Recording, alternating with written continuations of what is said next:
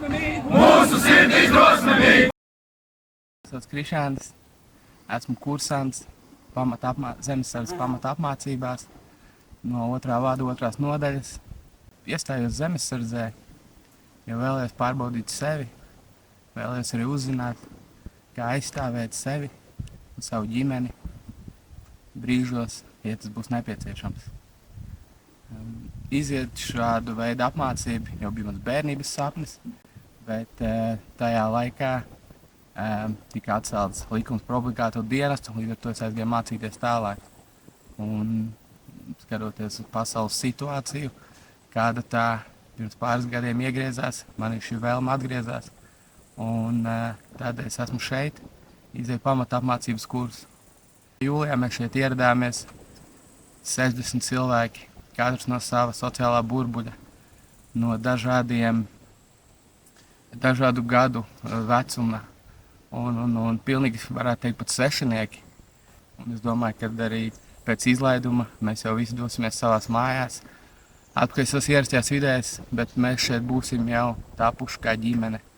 Mēs viens otru esam atbalstījuši, kam ir gājis grūtāk mācībās, kam ir gājis grūtāk fiziskajā. Mēs visi viens otru atbalstījuši esam. Un tas ir veidojis mūs stiprākus. Un tas ir arī tādēļ šīs apmācības mums visiem ir izdevušās. Un tas nav bijis viegli. Visiem, protams, gribās mājās, bet mēs esam drosmīgi. Un mums ir mērķis, kur mēs ejam, un padoties ir aizliegts. Ko jūs iegūsiet, ja jūs gribēsiet iziet šīs pamata apmācības? Tas, protams, ir disciplīna, ko varbūt ikdienā jums nesanāk tik ļoti ievērot. Ļoti daudz jaunu zināšanas, medicīna, reglaments, sakari, inženieri.